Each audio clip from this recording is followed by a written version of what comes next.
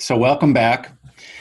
One of the things that I heard, a couple of years ago was a Eckhart Tolle talk on our thoughts. Mm. And one of the things that he said that I thought was brilliant is that our minds are like radio receivers, and that we pick up these thoughts from everywhere, and that probably, I think that he said somewhere in the range of 99% of the thoughts that we have aren't ours. And then there's some other people, Gary Douglas from Access Consciousness talks about our thoughts and where they come from and all of those kind of things. So I'd like to ask you, how do you work with that mind chatter and quiet it so that you can get to a place to hear that quiet voice that you spoke about earlier? Yeah, I think the key there is acknowledging what those thoughts are. So even though we may start to realize, okay, this is my negative ego chatter coming in, a lot of people try to just then like shut it out, like go away, I don't like you, right? And they're pushing against it. But when you push against something, you're actually strengthening it, right? Like think about lifting weights in the gym. That's resistance training, right? You're actually strengthening your muscles. So when you push against something like that, it's the same kind of activity where you're actually strengthening it, and it will come in even louder. So the key, I think, is to essentially acknowledge it. And one little trick that I've heard, some people use is actually give it a name. Give your ego a name and give your higher self a name. So if I call my ego Larry, sorry, anybody out there call Larry, but it just popped in my head. If I call my ego Larry, I can actually have a conversation with it.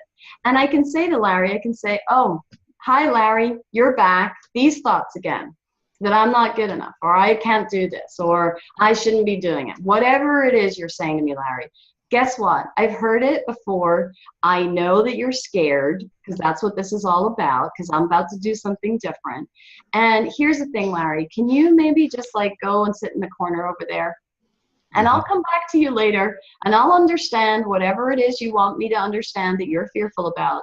But just for now, can you just be quiet? Because I want to go and I want to talk to Ruby, my higher self. That just popped in my head too, so I'm going to go with it. And so then I can really quiet it, because if I kind of yell at Larry and I push him away, he's just going to come back in because he's all needy, right? But if I acknowledge him and say to him, look, I know that you're afraid. I get it. I understand. But I've heard it all before, so can you just be quiet for a while? Then I can actually open up that space and start to talk to Ruby, or whatever you want to call your higher self. But that can be a really effective tool, is to actually name them, so you are literally having a conversation, and it becomes a much more personal process for you, where you can actually say, hey, just take a back seat for now, okay? I'm going to go over here for a little bit. I'll come back to you later. But I would do that quietly if I were at Starbucks or something, so people don't think I'm... Well, if you had a wireless headset, you could do it, and people would think you're talking on your phone. Oh, there you go. There you go. That's a good one. No, but I think the point that you made there is really, there's an important piece in that you have to, and what I've learned in my process with this is you have to actually tell it that you love it. Yes. And then that there's that edge is kind of taken away. Because again, if you, like you said, if you resist something or you fight it, it's just going to come back at you stronger. Yes, actually, that's a wonderful point. Thank you for bringing that up, Roger. Yes. So, and that might seem counterintuitive. Like, why do I want to tell my ego that I love it when all it's doing is like giving me ruining my life all the time? Exactly. But the reason it's giving you all that grief is because it's scared. I mean, it's basically that whole amygdala fight or flight thing that's going on, right? And so the moment you kind of want to do something different than what you normally do, it is just like, bing, on high alert, and comes in with all that, oh, I don't know if that's a good idea. I don't think that we should be doing that because it's kind of like different from what we normally do. So really, it's fear, right? So if you think about it, and again, if you personalize and you think like, well, Larry's just afraid. That's it. Larry's afraid. And all he's trying to do is protect me from doing this thing. But Larry doesn't know what I know.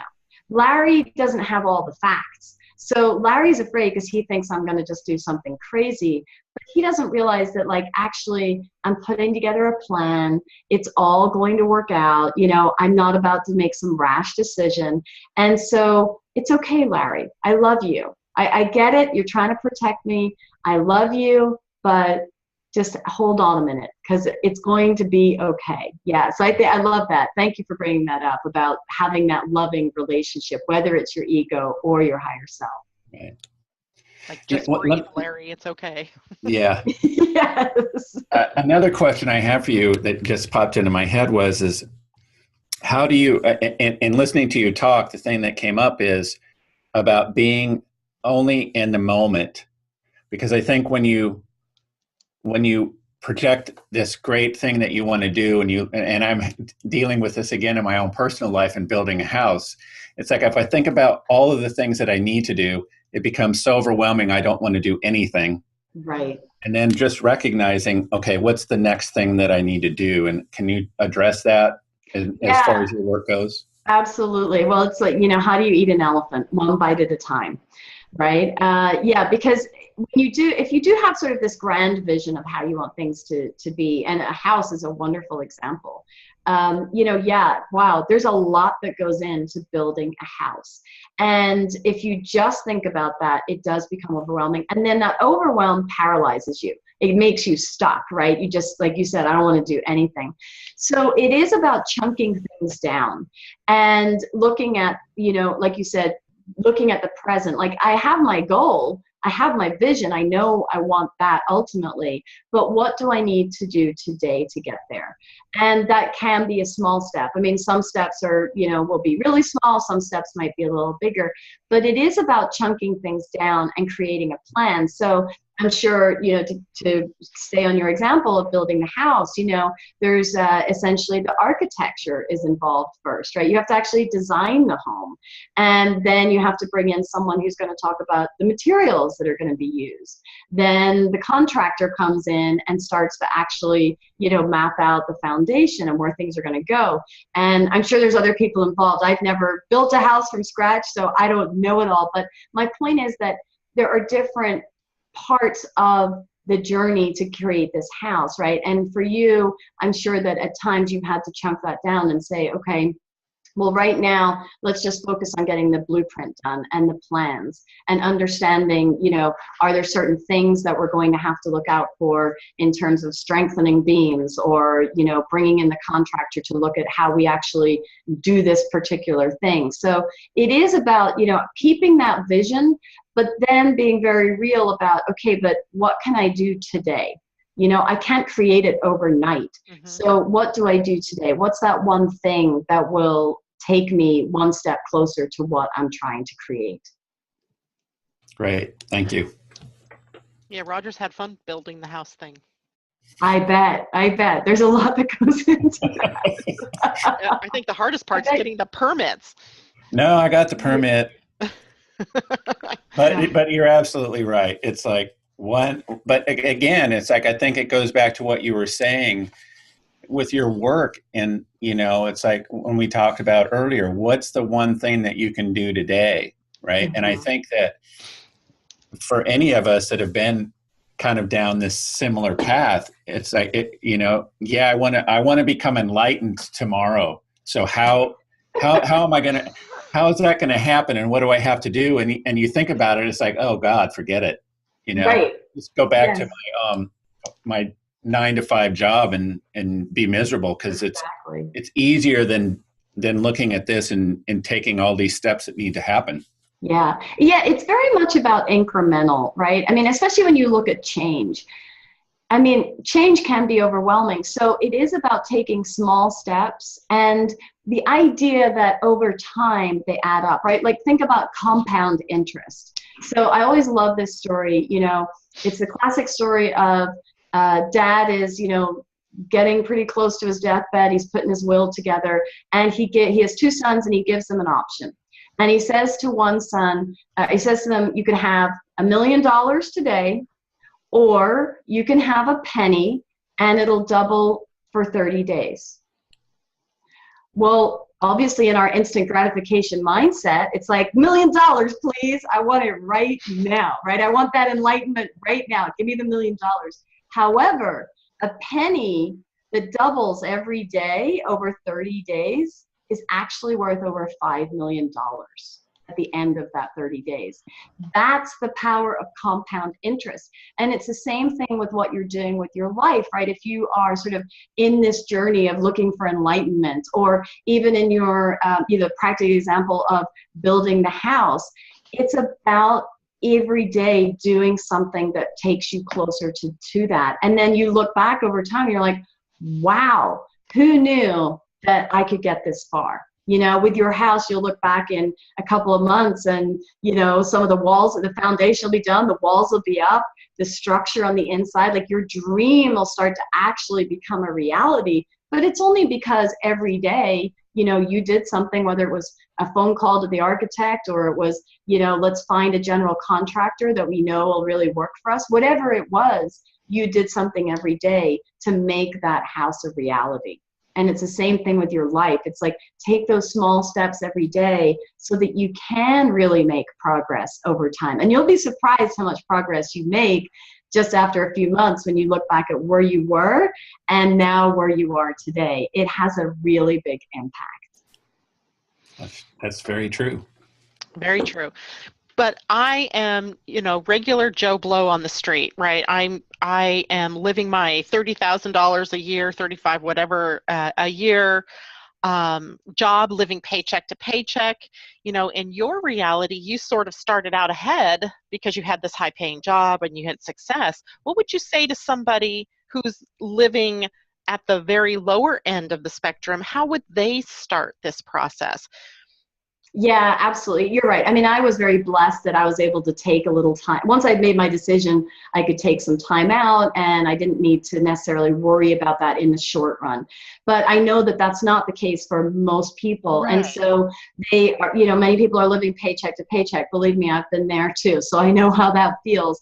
And you can't just like quit your job because you want to go do something new, or you've decided that, you know, running an animal rescue is your calling and you got to go do that and make money at it. No, that's not a reality, right? So what I always say to people is, hey, you know, when you're looking at what your dream is, or maybe it's your calling or your higher purpose that you're getting in touch with, it doesn't have to be what you do for a living. I mean, it could become that over time, but you don't need to add that pressure to yourself right out of the gate that, oh, I figured this out, so now I want to go make money doing it. No, I mean, look at how can you do something small that gets you involved with that, right? Because maybe you're, like, let's take the animal rescue idea. So maybe that is your dream, that you figured out that you love animals, your calling is to go work with animals. And so, like, the biggest dream you have is to run an animal rescue. However, it doesn't mean that you're going to do that tomorrow, right? So how can you get involved? Can you go volunteer at the rescue one day a week when you're not working in your job that's helping you survive right now? Can you make friends there? Can you make connections there? How can you learn how an animal rescue works? Can you donate your time? Maybe you can't donate your money, but how, you know, what are these other ways that you can bring these things into your life, right? So your calling or higher purpose, it doesn't have to be a job or a vocation. It can be, you know, a charity that you love, or a cause that you feel passionately about. It can even be a hobby that you love. I mean, if your dream is to, you know, be proficient in playing the guitar, well, of course, that's not going to happen overnight. You're not going to be a rock star overnight. Believe me, all those people who are rock stars, they did not have that success overnight, right? They were strumming away in their garages for years before that happened. So how do you get involved with a local band? Or can you get involved with a group that gets together and sort of self-teaches guitar if you can't afford guitar lessons? So my point is, you don't have to make such a big leap. And in fact, I think it's better if you don't, because those big leaps, just as we were talking about in terms of, you know, the big vision, it can become overwhelming, and you add extra pressure to yourself that, oh, suddenly I should be here, I should be there. No, do it in those small steps and look for those ways where you can start to bring this passion or this thing that you'd love to do into your life in a way that makes sense for you right now. Not what someone else did, but what makes sense for you right now, and how can you do that? And from there, and then just follow the thread. If you're loving doing it, get more and more involved. Over time, it's going to lead you somewhere. So again, it's this idea of start with what you have, start with where you are, and just incrementally start bringing these things into your life that bring you joy and that make you feel more alive. Yeah, I think that's great, because goals, we don't have to have the big picture right away. We can have this one part of it and move towards that. And I think what happens when you do that is you get empowered, and you see that you've had success getting to this point, and then you can take the next chunk and go to the next part. I think, absolutely. yeah. And sometimes it's just about bringing some fun and creativity into our lives. So yes. like if you're burned out in your work, like I was, there's no fun anymore. I mean, you're drained of energy. You're just so over it. You're not finding anything fulfilling. And the thought of, how do you do that? That can be overwhelming. But, think about what you loved to do when you were younger. Like, did you love to draw? Did you love to play sports? Can you take an art class? I mean, what is it you can do today to bring back some of that fun and that creativity? I did this where I kind of thought, I used to really enjoy art, and none of that is in my life. I want more creativity. I want more fulfillment. And I just took a very inexpensive class at the local university that, ran for like 5 weeks, and you go one night a week. And it was so much fun. Now, did I want to become an artist and think that I had to make money being an artist? No, absolutely not. I mean, I know that that's not my path, but it was so fun because I just brought some creativity into my life, and I kind of created a little space for myself within my week where that's what I did. I was just at this class for an hour, and I was drawing or painting. So I was in the moment of doing that. I was taken out of my normal crazy work, like all this stuff happening. And it just became this little oasis of time for me and creativity and a little bit of fulfillment. But how small is that? Yet it had such a big impact. So that's another way that you can kind of break up that monotony, if that's what you're feeling in your life, and bring in some fun or some creativity so that you have that little oasis for yourself. You have something feeding that part of you, feeding your soul, as it were. Yeah, that's awesome. Well, it's time for another break. So when we come back, I want to give you an opportunity to talk about the book and your coaching and things like that. Thank you. All right, we'll be right back.